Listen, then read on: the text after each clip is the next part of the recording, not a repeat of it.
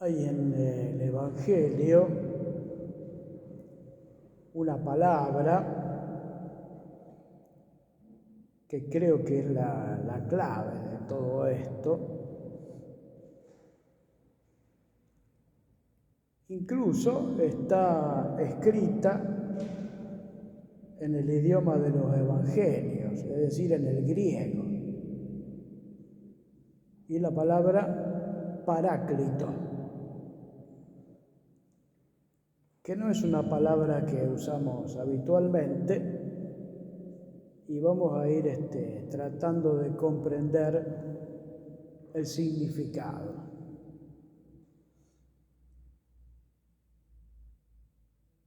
Un poco como etapas de la vida de los cristianos, aparece incluso en la Escritura así, como que en la fe hay justamente eso, ¿no? Como 3 etapas. La primera es la que se identifica más con el Antiguo Testamento y es la de la fe en Dios. Como el pueblo de Israel, pueblo elegido, Dios le acompaña todo el tiempo, los defiende, los guía, los protege. Sin embargo, ese pueblo que cree en Dios es un pueblo rebelde,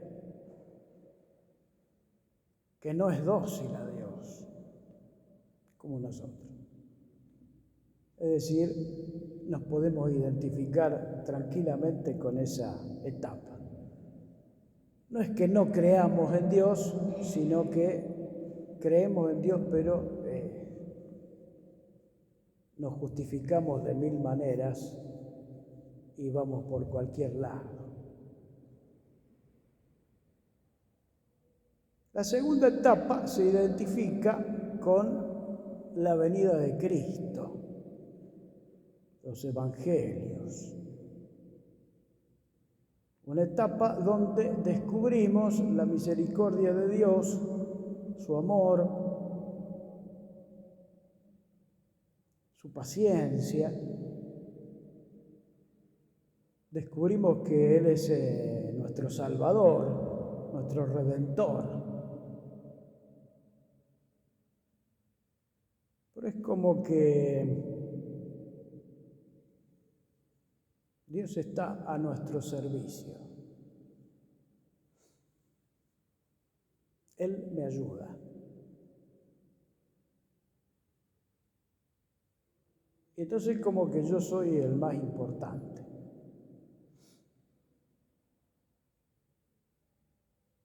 Y es una etapa que hay que atravesar.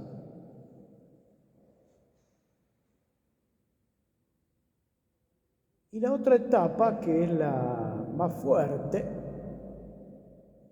es la etapa donde descubrimos ya que Jesús no solo es el Salvador, el Redentor, el que viene a salvarnos, sino que es el jefe, el Rey, el Señor. Y entonces no es que Él me tenga que ayudar a mí, sino que yo lo sirvo. Yo estoy a su disposición. Acá estoy, Señor, para hacer tu voluntad, la que vos quieras. Y esa tercera etapa es la de la iglesia. Y la iglesia es la de los discípulos, los que siguen al Maestro a donde lo lleve y van tras de Él a donde sea. No hay ya miedo a nada ni a nadie. Y entonces los discípulos son intrépidos, osados, y van a anunciar el Evangelio a los lugares más insólitos. o donde nadie iría.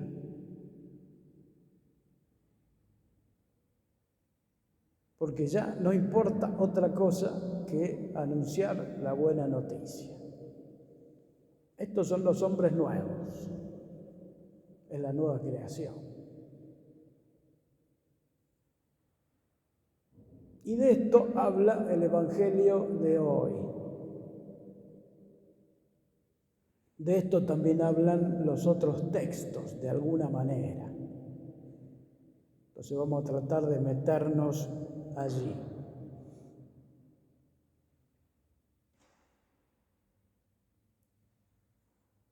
La fe de los israelitas,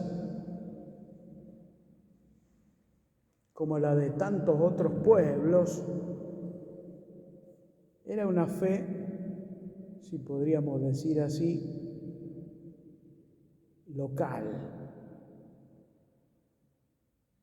o tribal, si quieren ustedes,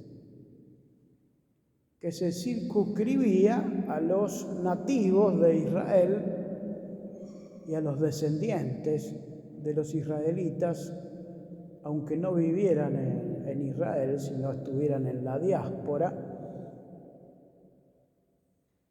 como hasta el día de hoy, siguen siendo del pueblo de Israel y siguen teniendo esa fe.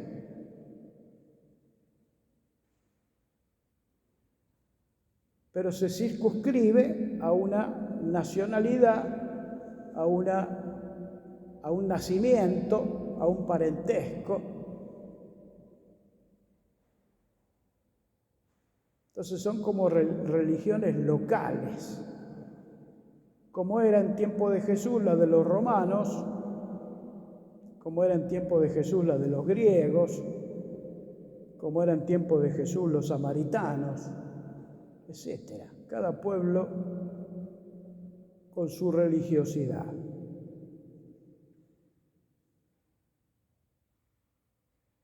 Y acá es donde empezamos a darnos cuenta que en la historia hubo un cambio tremendo en este sentido que estoy diciendo.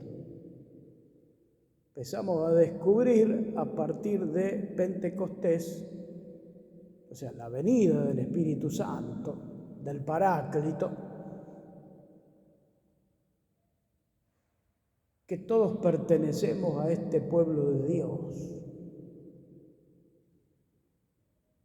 Ya no hay fronteras, no hay límites. Somos hermanos, todas las razas, todos los pueblos. Y este espíritu es el que conduce la iglesia, es el que conduce, el que guía, el que va adelante, el que va llevando, el que empuja, todo, el que anima. Y de esto nos habla Jesús como promesa.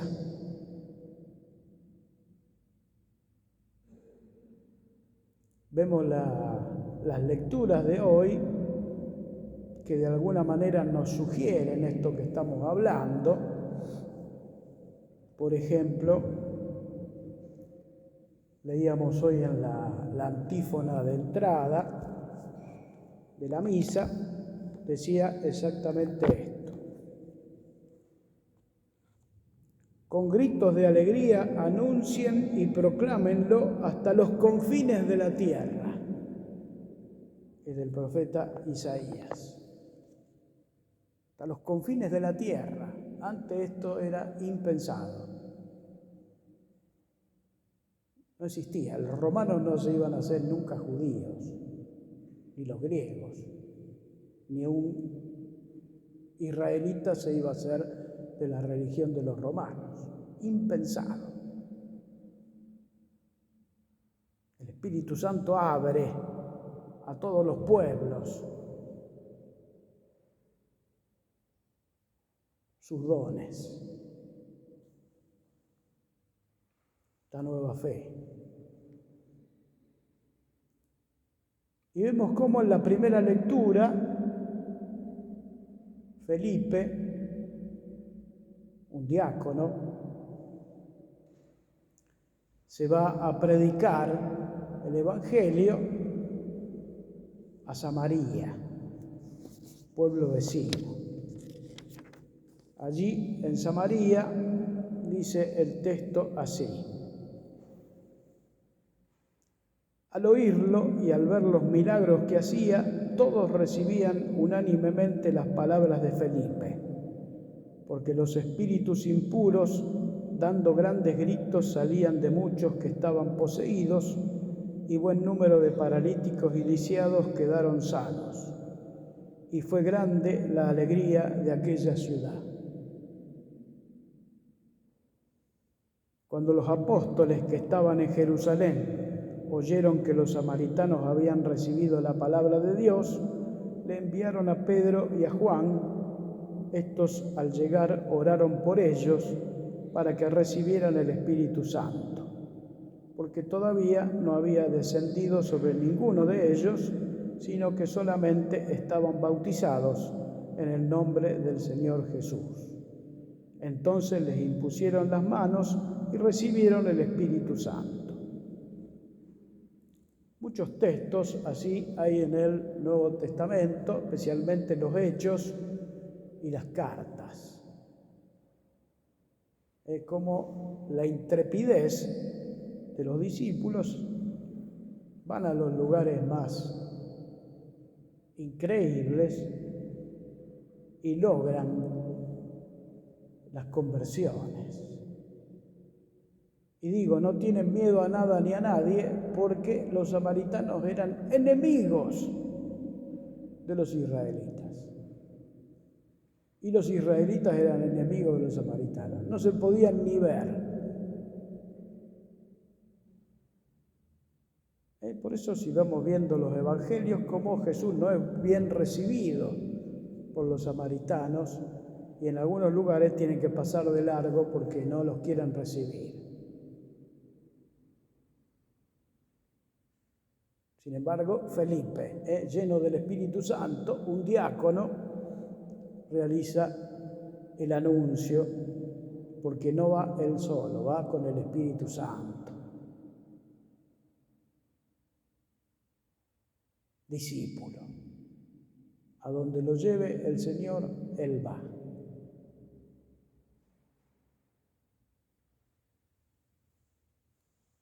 En el texto del Salmo exclamábamos juntos: aclame al Señor toda la tierra. Ya no Israel, toda la tierra, incluido Israel. El Espíritu Santo, el Paráclito, es el que va a producir todo esto, en la medida en que los discípulos son capaces de esta fe. Por eso se les marcaba una tercera etapa en la que descubrimos el señorío de Jesús. Cuando Jesús es el centro de nuestra vida, está con nosotros el Espíritu Santo. Cuando Jesús está cuando lo necesito, entonces Él está a un costado. Es el Salvador, pero no es el Señor. El Señor soy yo. Entonces allí es donde se produce este cambio trascendente. La Iglesia necesita el Espíritu Santo. Sin el Espíritu Santo es como un club de amigos. Con el Espíritu Santo nadie la puede destruir. Y lo han intentado, y lo intentan. Aún hoy. La Iglesia es el pueblo de Dios en marcha. Pero con el Espíritu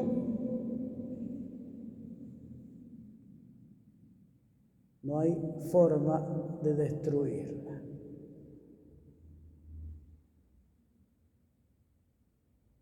Yo quería pedirles a ustedes especialmente que descubramos en estos días esa necesidad del Paráclito. Paráclito quiere decir en este idioma griego aquel que está con nosotros siempre, que nos defiende, el abogado, el que nos conduce, el que nos lleva, el que nos ilumina, el que nos hace discernir, el que nunca nos va a abandonar. Por eso no tener miedo a nada ni a nadie. Pedir con sed a Dios este Espíritu. A 2 semanas de Pentecostés ya tenemos que pedir con confianza al Señor: ven Espíritu Santo. Que no es que tenga que venir de algún lado en especial, ya está en nosotros. Desde el momento del bautismo, ese Espíritu ya está ahí. Ese Espíritu que está ahí, tiene que estar ahí, pero ya no como Salvador, sino como Señor, como jefe, el que manda. Entonces, a donde Él diga, voy. Por donde Él quiera, transitamos. Y los caminos son distintos para cada uno, algunos más complejos, otros menos, algunos más difíciles.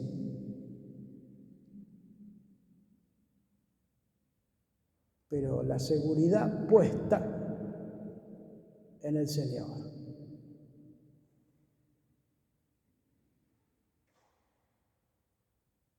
Que nuestra oración se transforme en clamor. Es como que la oración le sumamos la sed. Sed de Dios. Como dicen los salmos, mi alma tiene sed de Dios. Como la sierva sedienta va en busca del agua, así te busca mi alma.